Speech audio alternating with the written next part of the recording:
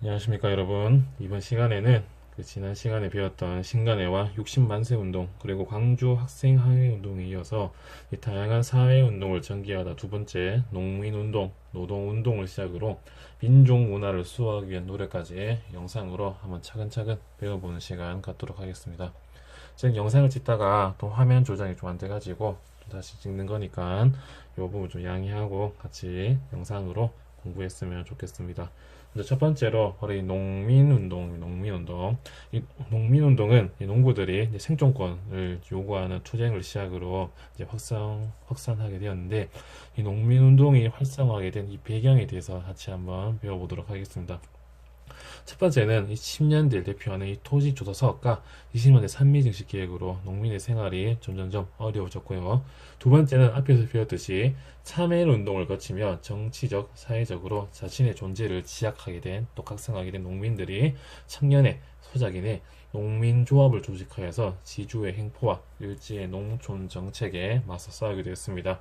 20년대 이들의 활동을 보면 먼저 소장요 인하, 소작권의 안정, 그리고 또 반농민적 농업 정책을 철폐하고 동척의 이민 사업 반대 등 생존권을 요구하는 투쟁이 20년대 대표였고, 두 번째는 수학을 거부한다, 이런 추수 거부와 소장료 납부 거부 투쟁을 벌여서 이게 이런 활동을 했었는데, 그 대표적인 게 바로 이 1923년에 있었던 암태도 소작쟁이가 대표적인 사례라고 할 수 있습니다.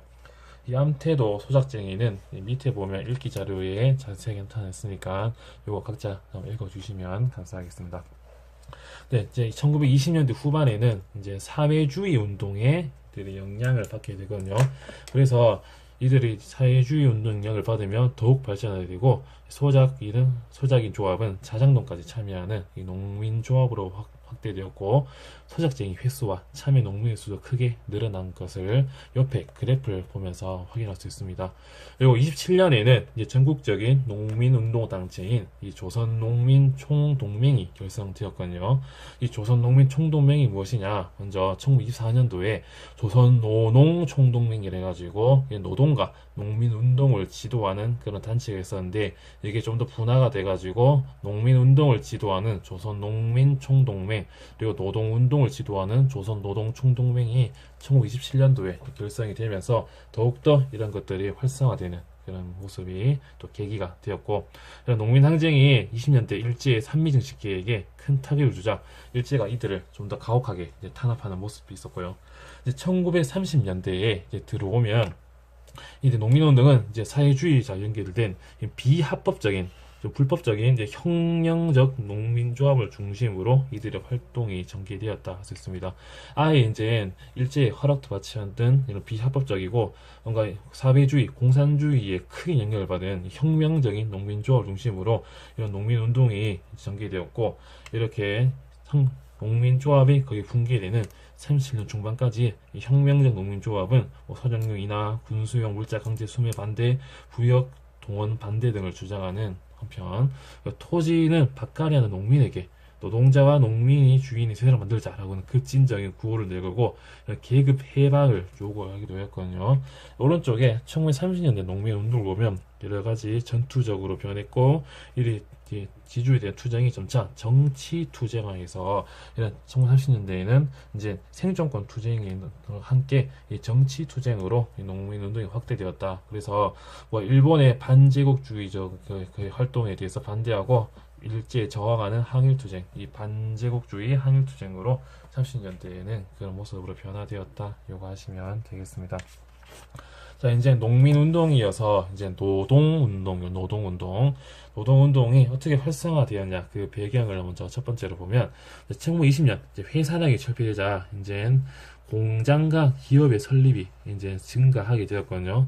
이제 신고만 하면 이제 기업, 회사를 세울 수 있기 때문에 이런 공장과 기업의 설립이 증가했고, 이로 인해서 자연스럽게 노동자의 수도 증가하게 되자 노동자들이 자신의 권리 그리고 생존권을 찾기 위해서 노동단체도 만들고, 이런 노동운동의 기반이 이를 배경으로 해서 조성되기 시작했다. 요거 하시면 되겠습니다. 그래서 이들이 여러 가지 활동을 하게 되었는데, 첫 번째 보면 먼저 여러 가지 노동자들은 자본가와 일제에 맞서 임금 삭감이나 부당 해고에 반대하였고, 노동 조건 개선과 임금 인상을 요구하는 노동쟁의를 이들이 이제 전개하게 되었고 20대 중반 이후는 이제 사회주의 계열의 지원을 받아서 좀 더 활성화되었다 이거 하시면 되겠습니다. 그래서 점점 반제국주의, 항일투쟁, 반일투쟁으로 바뀌어갔고 1929년도 20년대 말에 있었던 가장 대표적인 게 바로 원산 총파업이다. 원산 총파업. 이 원상 총파업은 이제 일제강점기 최고 규모의 이제 노동쟁이었거든요. 밑에 보면 이게 자세한 내용들이 있으니까 이게 한번 각자 읽어보시면 되겠습니다. 그래서 이런 원상 총파업을 계기로 해가지고 노동운동은 항일운동에도 큰 영향을 주었다. 이것도 하시면 되겠습니다. 이런 20년대에 이런 노동운동이 이제 30년대에도 똑같이 농민운동 같이 정치투쟁으로 발전하게 되었는데 이런 30년대 활동을 보면 이런 노동운동은 농민운동과 마찬가지로 사회주의자로 연결된 비합법적 혁명적 조합을 중심으로 전개되었고 이제 이런 혁명적 노동조합은 기존의 합법적 노동조합을 계량주의 조합으로 비판하면서 여러 가지 활동을 했다. 이거 하시면 되겠는데 점점 일제 탄압으로 그리고 일자리 부족화 현실에서 노동장기가 또 산발적으로 전개되었고 참여 인원도 줄어들었다. 이것도 하시면 되겠습니다. 이들 의의를 보면 이렇게 이러한 움직임을 통해 농민과 노동자는 자신의 권리를 인식하고 탄압된 움직임을 통해 민족 해방 운동에 이바지하였다. 이거 하시면 되겠고요. 다음 여성운동을 볼게요. 여성운동. 여성운동은 이런 것들이 있구나 하시면 되겠는데 여기서 기억해야 되는 건 하나는 바로 이 근우회. 이 근우회는 이제 민족주의 계열과 사회주의 계열로 나누어져 있던 여성단체들이 1927년 이 신간의 창립을 계기로 이렇게 여성단체도 민족유혈당 운동의 하나인 근우회를 결성하였고 이들은 조선 여자의 공고한 단결과 지위 향상을 도모하였다. 라고 하시면 되겠습니다. 그리고 근우라는 이런 잡지 이런 것들도 발간했다. 이것도 하시면 되겠고요. 다음 뒤쪽에 이어가지고 1102페이지에 이 소년운동을 보면요. 소년운동은 이제 방정환이라는 사람을 중심으로 해가지고 천도교 소년회가 조직되면서 이제 본격화되었다. 이거 하시면 되겠고요. 네, 이들은 처음으로 이제 어린이라는 용어를 사용했거든요. 그래서 그 이전에는 조금 어린이라는 용어를 사용하기 전에는 조금 미성숙한 그런 좀 부정적인 그걸 좀 생각으로 이런 어린 사람들을 대접을 했었는데 이제 어린이란 용어를 사용하면서 이들을 인격체로 이제 대접하라는 의미가 부여되게 됐고 이런 천도교 소년회는 어린이날 현재 5월 5일이죠. 어린이날을 이제 제정하게 됐고 어린이 잡지인 어린이도 참관했고 이들 나중에 이 조선 소년 연합회로 발전하게 됐다. 이거 하시면 되겠습니다. 다음에 형평운동이거든요. 형평운동. 이 형평운동은 이제 균형이 있는 그런 사회를 만들자를 계기로 해가지고 처음 형평운동이 시작하게 되었는데 우리나라가 1894년 이제 갑오 개혁을 계기로 해가지고 신분제도가 이제 없어지게 되거든요. 법적으로. 근데 이런 법적으로 제도적으로 이런 신분제도가 폐지되었지만 아직 사회적으로는 조금 신분에 대한 차별적인 인식이 좀 존재가 했습니다. 그 대표적인 게 바로 이 백정이거든요. 백정. 이 백정이 무엇이냐? 백정은 약간 고기를 잡거나 아니 고기를 팔거나 이런 그 일을 했던 대표적인 사람들인데 이런 도살 및 고기 파는 일에 종사했던 백정은 여전히 사회적인 편견과 차별에 시달렸다고 되어 있었거든요. 왼쪽 일기자를 보면 여러 가지 비단 옷을 입을 수 없고 기어지에 설 수 없고 외출할 때 상태를 들지 않은 채 패딩을 써야 되고 장례 때에도 어깨임에는 상여를 사용할 수 없었고 학교나 교회에서도 함께 수업을 받거나 예배할 수 없었고 따로 살아야 되고 평민들과 상민들 일반적인 사람들과 호적에 올릴 때도 앞에 붉은 점을 찍어서 도안으로 기재하고 서류에다 신문을 표시하는 등등 여러 가지 사회적 편견과 차별이 이 갑오개혁 이후에도 계속 존재하게 되었고 이들이 이제 백정들이 자기 자녀들이 학교에서 입학이 거부되는 그런 문제를 받게 되자 이를 계기로 1923년 4월 경남 진주에서 조선 형평사를 조직하고 평등한 대우를 요구하는 이 형평운동을 전개하였다. 이걸 한번 이 형평운동의 배경으로 하시면 되겠습니다. 형평운동 박스를 치고 형광펜 한번 칠해볼게요. 형평운동에 대한 광범위한 지지 여론이 형성되었고 전국 각지에 또 지사가 세워지면서 백정에 대한 인권이 크게 향상되기도 했거든요. 이런 형평사는 파업이라든지 이 소작쟁이, 즉 이 농민운동과 노동운동에도 적극적으로 참여하면서 이런 사회운동 활성화에도 큰 영향을 미쳤다. 활동하면 되겠고, 그래서 이들을 보면 이들을 통해 형평운동은 신분해방운동, 이 백정에 대한 사회차별을 없애자 이걸 넘어서 이 민족운동까지 성격을 띠게 되는 그런 모습을 의도하시면 되겠고요. 그 위에 30년대 이후에 일제의 통제와 탄압이 강화되자 이들이 약화되었다라고 하시면 되겠습니다. 이 조선 형평운동에 대해서 전기가 있고 여기 대표적인 포스터가 있거든요. 이런 것들은 여러분들 뭐 한국사 능력 검정 시험이나 수능에도 잘 나오는 그런 대표적인 사진 자료이기 때문에 잘 기억해 두시면 되겠습니다. 형평운동에 대해서 이 조선 형평사 설립 취지문이 있으니까 이것도 각자 읽어보시면 되겠습니다. 자, 그 다음에 이어서 이제 민족 문화를 수호하기 위한 노력에 대해서 한번 같이 배워보도록 하겠습니다. 페이지는 303페이지 있거든요. 여기 보면 우리말 큰 사전과 관련돼서 여기 생각을 여는 이야기가 있는데, 이 생각을 여는 이야기는 이 조선 어학계 사건과 관련돼 있으니까 차근차근 한번 배워보도록 하겠습니다. 먼저 우리나라에서 우리말을 살리자 이런 한글에 대한 여러가지 민족 문화를 수호하기 위한 노력을 알아볼 건데, 먼저 일제가 1910년 국권 강탈 이후에 이제 우리나라 사람들을 일본에 동화시키기 위해 이제 일본어를 이제 보급하게 되거든요. 제1차 조선 교육력부터 일본어가 본격적으로 우리나라의 공식적인 교육 용어로서 사용되기 때문에 이런 상황에서 우리나라의 이제 말인 한글을 지키고 보급하기 위해서 여러 사람들이 이제 큰 활동을 하게 되었는데, 대표적인 게 1921년 이 주식영 선생의 영향을 받은 이런 사람들이 조선어 연구회라는 그런 단체를 만들게 되건 조선연구회. 조선연구회의 활동을 먼저 보면 첫 번째로 한글날 현재 시초가 된 이 각야날을 제정하고, 또 이들이 이제 기관지 한글을 만들게 됐고, 각종 강연에 연구 발표회를 개최하여서 한글 보급이 힘쓰기로 했고요. 이런 조선연구회가 점점 발전해가지고 나중에는 1931년 조선어학회로 이제 개편되고 발전되는 그런 모습이 있었습니다. 이런 조선어 학회의 이제 활동을 한번 보면 첫 번째로 문자 보급 교재를 만들어서 그 앞에 있었던 문맹 퇴치 운동을 지원하게 됐고, 다음에 한글 맞춤법 통일안 이런 것들만 이제 한글 맞춤법 통일안과 표준어, 외래어 이런 표기법을 제정하는 등 이런 활동을 하게 됐고요. 이렇게 조선어학기는 우리 앞에 설명했던 우리말 큰 사전을 이제 편찬을 하려고 시도를 했는데, 이제 이게 완전히 완성되지는 못하고 이제 일제 방해로 성공하지 못하는 그런 모습이 있었거든요. 이런 우리말 큰 사전을 이렇게 하려고 하다가 결국은 이제 일제에서 실패를 하게 되고, 1942년에 조선어학회를 독립운동단체로 간주한 이제 일본이 이들을 대거 검거하고 투옥하는 일이 있었는데, 이거를 이제 조선어 학회 사건이라고 하고, 요걸 계기로 해가지고 조선어 학회는 강제로 해산이 되는 그런 모습이었습니다. 이렇게 우리말 큰 사전을 편찬하려고 하다가 실패했는데, 위 일찍 자료를 보면 57년도에 우연히 서울역 창고에서 이 원고가 발간되었고, 그 이전에 발간되었고 57년에 이제 한글날에 우리말 큰 사전을 완간하였다. 이걸 또 알아두시면 되겠습니다. 자, 이제 한글에 대한 우리 민족 문화 수호를 위한 노력을 봤다면, 이제 우리나라의 역사, 한국사에 대해서 우리나라 사람들이 우리나라의 역사를 지키려고 어떻게 노력을 했는가 한번 보도록 하겠습니다. 우리 한국사 연구가 왜 활성화하게 되었느냐, 그 배경을 보면 첫 번째로 이 식민사관입니다. 식민사관.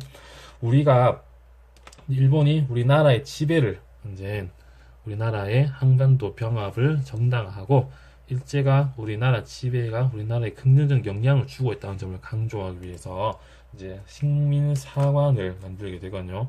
이 식민사관을 이제 완성하기 위해 가장 노력했던 단체가 이 송독부가 만들었던 이 조선사 편수회라는 단체가 있는데, 이 조선사 편수회가 뭐 타율성론, 정체성론, 당파성론 이런 식민사관을 만들게 되거든요. 그 밑에 한번 자료를 있는데 같이 한번 읽어보도록 하겠습니다.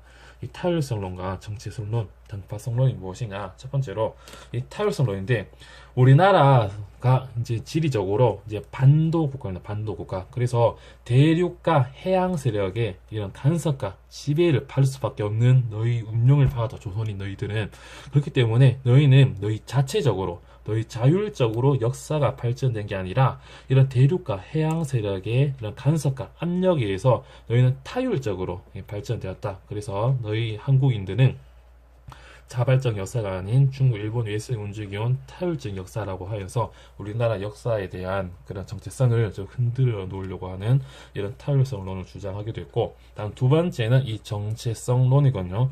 이게 무엇이냐? 우리나라에서 이런 봉건 사회가 없다. 유럽이든 중국이든 일본이든 이렇게 중간에 이제 중세 봉건 사회가 있는데 너희는 이런 봉건 사회가 없기 때문에 조선은 아직까지 개항 이전에는 고대 일본과 비슷한 수준의 역사와 비슷하다, 똑같다 이런 주장이 너 역사는 정체되어 있다는 정체성론이었고, 세 번째는 당파성론이거든요. 너희 조선 사람들은 세 명만 모여도 서로 편을 가르고 말싸움을 한다. 그렇기 때문에 너희 한국의 역사는 이 당쟁의 역사다라고 하면서 이렇게 서로 편을 가르고 이렇게 싸움을 하다 보니까 너희는 이제 우리나라 이로 인해 결국 나라가 멸망하게 되었고, 이런 다파성이 한국인의 민족성이 고착되어 너희는 단결이 불가능한 민족이다. 그렇기 때문에 우리 일본이 너희를 이제 도와줄 수밖에 없다. 너희는 타율적 역사이기 때문에 일본이 도와주는 게 너희에게 긍정적이고, 너희 역사는 고대 이전에 머물러 있었기 때문에 우리 일본이 도와줬으므로 너희한테 좋은 것이고, 너희는 사람만 모이면 싸우기 때문에 이런 너희 역사의 발전을 위해 일본이 너희가 지배를 하는 게 당연하다. 이런 게 바로 식민사관의 대표적인 것들이기 때문에 좀 기억해 두시면 되겠습니다. 이런 조선사 편수 외에 식민사관에 대항하기 위해서 여러 가지 이제 사학이 만들어지게 되는데, 그 첫 번째 대표적인 게 바로 이 민족주의 사학이고, 다음 두 번째가 이 백남운의 사회경제사학이고, 다음에 세 번째가 이병도를 대표로 하고 있는 바로 이 실증사학 또는 문헌고증사학, 이 세 가지가 바로 이 식민사학에 대응하기 위해서 큰 활동을 하게 되는데, 첫 번째 바로 이 민족주의 사학에 대해서 한번 보도록 하겠습니다. 이 민족주의 사학은 이제 1920년대에 들어와 가지고 이제 근대 역사학의 면모를 갖추고 있었거든요. 물론 그 이전에도 민족주의 사학이 있었는데 이제 20년대에 들어와 가지고 이게 본격적으로 발전하기 시작했다 하시면 되겠고, 20년대 민족주의 사학을 보면 바로 이 박은식이 이제 대표적인 박은식, 이 박은식이 우리나라의 이 국혼을 이제 강조하면서 한국 통사 그리고 한국 독립운동 지열사를 이제 저서를 하면서 일제의 침략과 민족의 독립운동 과정을 정리하려고 하였다 하시면 되겠습니다. 이 한국 통사는 우리 한국의 좀 고통의 역사, 그리고 한국 독립운동 지열사는 우리 한국 독립운동이 피를 흘리면서 이렇게 해왔던 그런 역사를 저서를 한 서적이다. 요거 하시면 되겠습니다. 신채호는 박은식은 국혼을 강조하고 한국 통사, 한국 독립운동 지열사를 저술을 했다. 이거 하시면 되겠고요. 박은식이어서 신채호 선생은 일제의 역사 왜곡이 심했던 고대사 부분, 이제 고대사 부분, 예를 들어서 가야의 역사를 좀 조작한 임나가라라든지 이런 부분에서 이런 우리 민족의 전통과 정신을 강조하는 이런 고대사를 좀 더 많이 연구를 해서 조선상고사, 그다음에 조선사 연구초라는 그런 책들을 만들기도 했다. 이러고 하면서 이런 책들을 통해서 우리나라 화랑과 관련된 난가 사상을 강조한다든지 묘청의 난 이런 것들을 우리 조선 역사상 제1대 사건이다라고 하면서 그런 강조하는 부분도 이 신채호 선생이 이렇게 많이 연구를 했다. 요거 하시면 되겠습니다. 20년대에 이어서 30년대에는 이런 민족주의 사학이 점점 발전하게 되었는데, 대표적인 사람이 이 정인보라는 사람은 이 이렇게 박은식이 국혼, 그다음에 신채호가 여러 가지 우리나라 고대사 부를 강조했다면, 이 정인보 선생은 우리나라의 어를 강조하면서 민족 정신을 이제 고치하려고 했고, 그다음에 정인보, 안재용 이런 사람들이 이제 정약용 연구를 중심으로 실학을 점점 이렇게 연구한 결과 조선학 운동을 30년대에 폈었고, 이때부터 우리나라 조선에 이런 실학이 강조되게 되었다. 이것도 아시면 되겠습니다. 이런 민족주의 사학이 이어가지고 다음 사회경제 사학에 대해서 한번 보도록 할게요. 이 사회경제 사학은 이 사회주의 영향을 받아서 유물사관의 입장에서 한국사를 연구하려고 했거든요. 왼쪽에 보면 유물사관에 대한 설명이 나타나 있는데, 이 사회주의 사상에 기초한 역사관으로 역사 발전의 원동력을 정신이 아닌 물질적인 생산력과 생산관계로 이 변화를 보았군요. 이게 내용이 어려운데 그냥 요 정도만 알아두시면 되겠습니다. 요 밑부분을 우리나라 사회에서 하부 구조라고 할 수 있고, 요 밑부분을 상부 구조로 할 수 있는데, 요 밑에는 물질, 하부 구조는, 위에 상부 구조는 이게 정신이라고 되어 있었거든요. 그래서 이 사람의 의식 또는 정신이 이 사람의 물질이란지 그 사람의 그 신분을 결정한 게 아니라, 이 하부 구조, 이 상부 구조를 떠받들고 있는 이 물질이나 생산 관계, 생산력이 이 상부 구조의 정신 부분, 정치나 법이나 종교나 이런 예술을 결정짓는다는 이런 유물사관을 기초로 한 게 바로 백나문의 사회경제사학이다. 이 정도만 알아두시면 되겠습니다.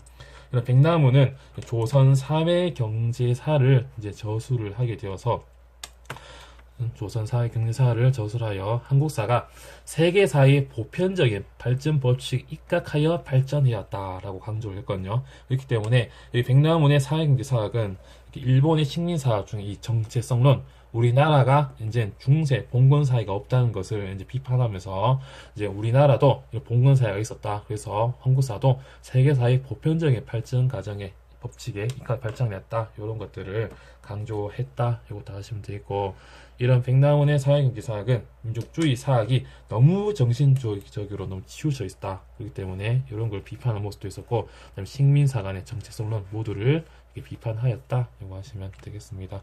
다음 세 번째로 이제 이병도, 손지태의 실증사학.